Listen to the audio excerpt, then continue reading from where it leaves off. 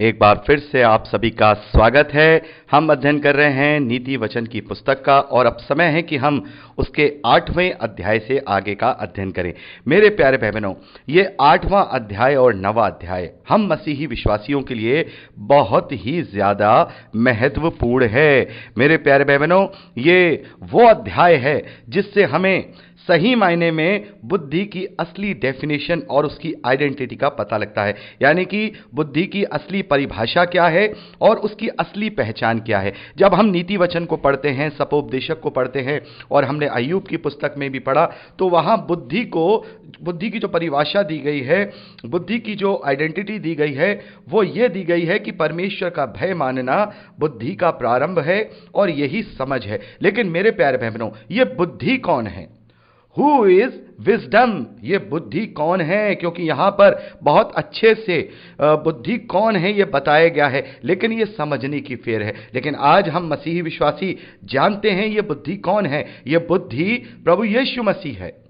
ये वचन प्रभु यीशु मसीह है, जो पहले से है, जो आदि से है। तो यहां पर हम 8वें अध्याय को और 9वें अध्याय को हम मिलाकर के अध्ययन करेंगे मेरे प्यारे भाई बहनों। और ये बहुत महत्वपूर्ण अध्ययन है, ये बहुत ही महत्वपूर्ण अध्याय हैं। इन्हें आप बहुत ही आत्मा में होकर इसको समझिएगा। कुछ बातें अगर मुझसे छूट भी जाएं तो भी आप आत्मा से मांग करके इसको यहां समझ सकते हैं।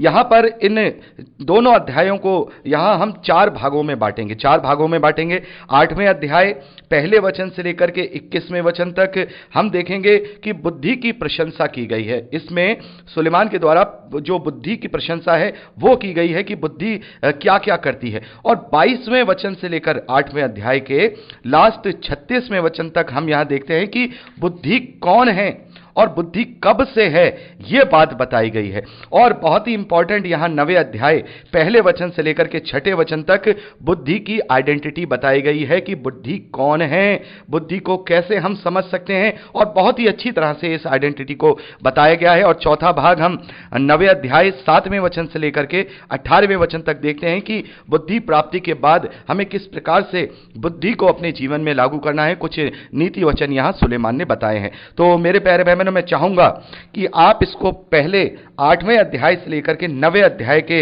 आखिरी 18वें वचन तक इसको पूरा पढ़ लीजिए। इस संदेश को सुनने से पहले पूरा पढ़ लीजिए।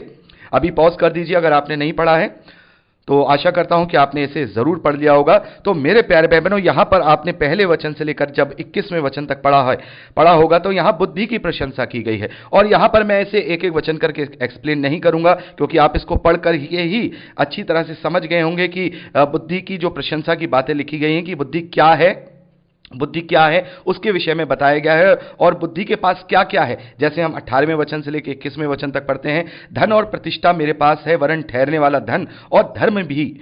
मेरा फल चोखे सोने से वरन कुंदन से भी अधिक उत्तम है। मेरी उपज उत्तम चांदी से अच्छी है। मैं धर्म के मार्गों में और न्याय के डगरों के बीच में चलती हूं, जिससे मैं अपने प्रेमियों को परमार्थ का भागी करूं और उनके भंडार को भर दूं। तो यहां पर बहुत सारे जब इसको पढ़ते हैं तो जो हम इसको ओवरऑल तरीके से या फिजिकल रूप से देखते हैं तो ऐसा लगता है कि हमें उस बुद्धि के विषय में बात की जा रही है, समझदारी के विषय में, कि हम बुद्धिमान होंगे तो हम धनवान हो जाएंगे, प्रतिष्ठा हो जाएगी। लेकिन मेरे प्यारे भाई बहनों, ये पवित्र शास्त्र है, ये कोई साधारण नीति वचन नहीं है कि हाँ भाई किसी बाबा ने या किसी गुरु ने लिख दिए। ये आत्मा में होकर लिखे जा रहे हैं, तो उसमें आत्मिक बातें बताई गई हैं।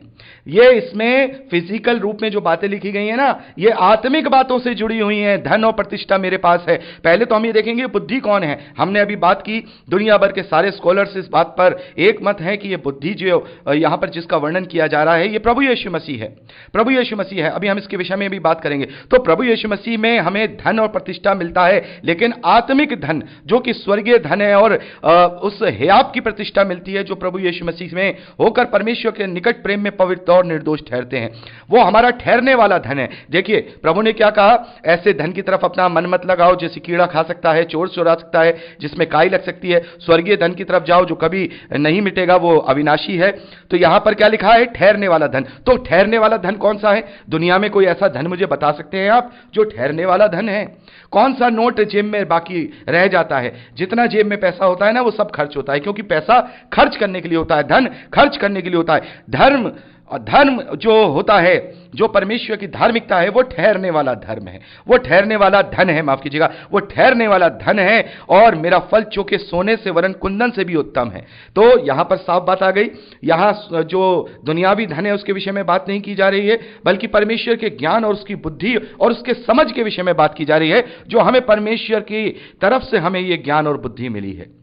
मेरे प्यारे भाई बहनों, यहां हमें एक सही और अच्छी प्रभु यीशु मसीह में बुद्धि की डेफिनेशन मिलेगी कि बुद्धि क्या है और बुद्धि कौन है। बुद्धि क्या है? बुद्धि यह है, जब हम बुद्धि की प्राप्ति करते हैं तो हमें आत्मिक धन और प्रतिष्ठा मिलती है, ठहरने वाला स्वर्गीय धन यानी परमेश्वर की धार्मिकता हमें मिलती है, जो कि कुंदन से, सोने से, चांदी से सबसे उत्तम है, सबसे अच्छी है। और इसी बुद्धि के द्वारा, प्रभु यीशु मसीह के ज्ञान के द्वारा हम धर्म के मार्गों में, 20वें वचन में लिखा है, धर्म के मार्गों में और न्याय की डगरों के बीच में चलते हैं, जिससे अपने प्रेमियों को मैं परमार्थ का भागी बनाऊं। परमार्थ का मतलब जो सबसे ऊपर का अर्थ है, यानी कि जो अर्थ, यानी जो हम कहेंगे मीनिंग है, मीनिंगफुल हमें लाइफ का पता लगता है कि क्योंकि आज हम जो जीवन जी रहे हैं वो निरर्थक जी रहे हैं, निरर्थक, जिसमें कोई मीनिंग नहीं है, कोई इसका मतलब नहीं है, बेमतलब की जिंदगी है ये दुनिया की। लेकिन मतलब की जिंदगी, अर्थ वाली जिंदगी, परामार्थ वाली जिंदगी तब बनती है जब हम असली बुद्धि यानी प्रभु यीशु मसीह को ग्रहण कर लेते हैं। देखिए यहां 22वें वचन को खास तौर पर हम पढ़ेंगे, जहां पर लिखा है, यहोवा ने मुझे काम करने के आरंभ में वरन अपने प्राचीन काल के कामों से पहले उत्पन्न किया। यानी काम करने, यहोवा का काम किसे कहते हैं? हम यहोवा का काम करना किसे कहते हैं? यहोवा का काम करना मेरे प्यारे भाई बहनों, उत्पत्ति की पुस्तक के अनुसार जब उसने सृष्टि का निर्माण कार्य 6 दिन के 6 स्टेपों में जब उसने शुरू किया, तो उसे हम यहोवा का काम करना कहते हैं। यानी कि सृष्टि, इसे हम इस प्रकार से पढ़ेंगे कि परमेश्वर यहोवा ने मुझे यानी बुद्धि को काम करने से पहले, यानी सृष्टि को उत्पन्न करने से पहले, बल्कि प्राचीन कालों के कामों से भी पहले। अब प्राचीन काल के काम कौन है? प्राचीन काल के काम वो हैं जो उसने स्वर्गीय क्रीचर्स को, उसने उनकी सृष्टि की है, स्वर्गदूत हैं, स्वर्ग है, उनसे भी पहले उत्पन्न किया है। तो ये कौन है जिसे परमेश्वर ने उत्पन्न किया है?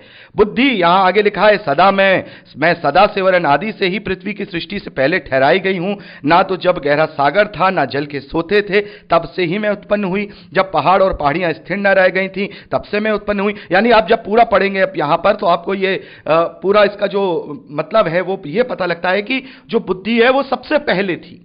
परमेश्वर ने सबसे पहले बुद्धि को उत्पन्न किया। तो अब हम ये कैसे कह सकते हैं कि ये प्रभु यीशु मसीह है? पहले तो हम उन वचनों को पढ़ेंगे जिनसे हम ये कह सकते हैं कि ये जो बात की जा रही है ये प्रभु यीशु मसीह के लिए की जा रही है। सबसे पहले हम पढ़ेंगे 1 कुरिन्थियों उसका 1 अध्याय 30वां वचन, जहां पर हम देखते हैं कि प्रभु यीशु मसीह हमारे लिए सब ज्ञान है। आप पढ़ लीजिएगा, मैंने अभी वहां बाइबल नहीं खोली है, आप पढ़ लीजिएगा। प्रभु यीशु मसीह हमारे लिए ज्ञान है, हमने परिचय में भी इसके विषय में बात की थी। प्रभु यीशु मसीह परमेश्वर का ज्ञान है, परमेश्वर की बुद्धि है। और प्रकाशित वाक्य मेरे प्यारे भाई बहनों, प्रकाशित वाक्य उसके 3रे अध्याय उसके 14वें वचन में, 14th वचन में हम पढ़ते हैं, प्रकाशित वाक्य उसका 3रा अध्याय उसके 14वें वचन में। एक सेकंड मेरे प्यारे भाई बहनों, मैं निकाल लेता हूं प्रकाशित वाक्य, आप 3रा अध्याय 14वें वचन में यहां लिखा है, जो आमीन और विश्वास योग्य और सच्चा गवाह है और परमेश्वर की सृष्टि का मूल कारण है, वो ये कहता है। तो परमेश्वर की सृष्टि का मूल कारण कौन है? परमेश्वर की सृष्टि का मूल कारण कौन है? प्रभु यीशु मसीह यहां पर अपने आप को क्या कहता है? मैं सृष्टि का मूल कारण हूं, यानी कि उसी के द्वारा सारी सृष्टि का निर्माण हुआ है। और इस बात की पुष्टि हमें कहां से होती है? यूहन्ना रचित सुसमाचार उसके 1 अध्याय 1 वचन में, वहां पर क्या लिखा है? आदि में वचन था, वचन परमेश्वर के साथ था और वचन ही परमेश्वर था, और वचन के द्वारा ही सारी सृष्टि का उसने निर्माण किया है। यानी परमेश्वर ने ये जो सृष्टि का कार्य जब किया है बनाने का, तो किसके द्वारा किया है? प्रभु यीशु मसीह के द्वारा किया है, यानी परमेश्वर के वचन के द्वारा किया है। लेकिन अब ये सवाल ये उठता है कि यहां पर ये लिखा है कि पहले उत्पन्न किया, तो प्रभु यीशु मसीह को कैसे परमेश्वर उत्पन्न कर सकता है? क्योंकि बुद्धि को तो वो बना सकता है, बुद्धि को तो वो उत्पन्न कर सकता है, लेकिन प्रभु यीशु मसीह को कैसे उत्पन्न किया है? मेरे प्यारे भाई बहनों, यहां पर जो शब्द हम जब हिब्रू भाषा को देखते हैं, उस शब्द में जो जिसका अर्थ है उसका मतलब है प्रोसेस्ड किया यानी कि उसके साथ किया। परमेश्वर ने प्राचीन काल से ही बुद्धि उसके साथ थी। इंग्लिश में जब हम पढ़ेंगे तो प्रोसेस्ड है, यानी परमेश्वर यहोवा के साथ बुद्धि है। परमेश्वर ने बुद्धि के साथ उसके ये सारे कार्यों को किया, यानी इसका मतलब यहां हम इसको ऐसे पढ़ेंगे, यहोवा ने मुझे यानी बुद्धि को काम करने के आरंभ में वरन प्राचीन कालों के कामों से भी पहले अपने साथ रखा।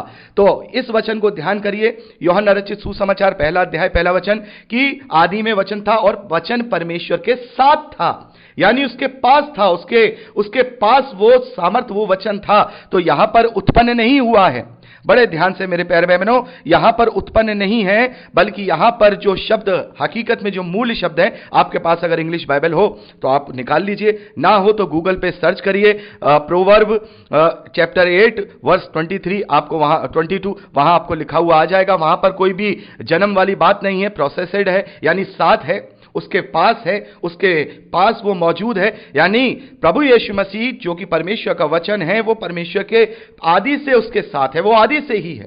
यह त्रिएक परमेश्वर का दूसरा परमेश्वर प्रभु यीशु मसीह ही वो बुद्धि है जो सबसे पहले ठहराई गई, जो सबसे पहले ठहराया गया, और उसी को सब में पहलौठा भी कहा गया है। हम पढ़ते हैं ना, सब सृष्टि में सबसे पहलौठा, यानी कि प्रभु यीशु मसीह वो बुद्धि और ज्ञान है जिसके द्वारा परमेश्वर ने इस समस्त सृष्टि की निर्माण किया है, इस समस्त सृष्टि की रचना की है। तो अब यहां पर हम अच्छी तरह से समझते हैं कि बुद्धि कौन है। बुद्धि प्रभु यीशु मसीह है। और इस बात को देखिए, स्पष्ट प्रमाण कहां मिलता है। इस बात का स्पष्ट प्रमाण हमें 9वें अध्याय 1 वचन से मिलता है, बिल्कुल स्पष्ट प्रमाण मिलता है। तो यहां पर आप पहले तो इस शब्द को अच्छी तरह से देख लीजिएगा। पहले उत्पन्न किया का मतलब है उसके पहले उसके साथ था, वो बुद्धि पहले उसके साथ थी, प्रोसेस्ड जो शब्द है वो आया है। तो यहां पर यह प्रूफ होता है इन सारे वचनों को लेकर कि बुद्धि कौन है।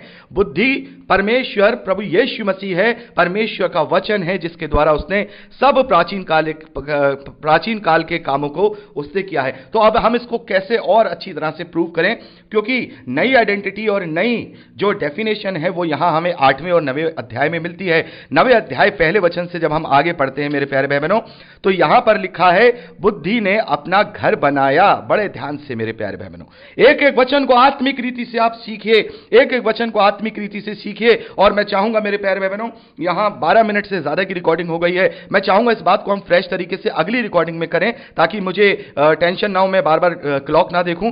तो अब हम 9वें अध्याय 1 वचन से आगे का अध्ययन अगली रिकॉर्डिंग में करेंगे, ताकि हम यहां अच्छी तरह से समझने पाएं कि बुद्धि कौन है, और सही मायने में बुद्धि को, नई डेफिनेशन, उसकी आइडेंटिटी को हम सही मायने में पता लगाने पाएं। प्रभु आपको आशीष दे।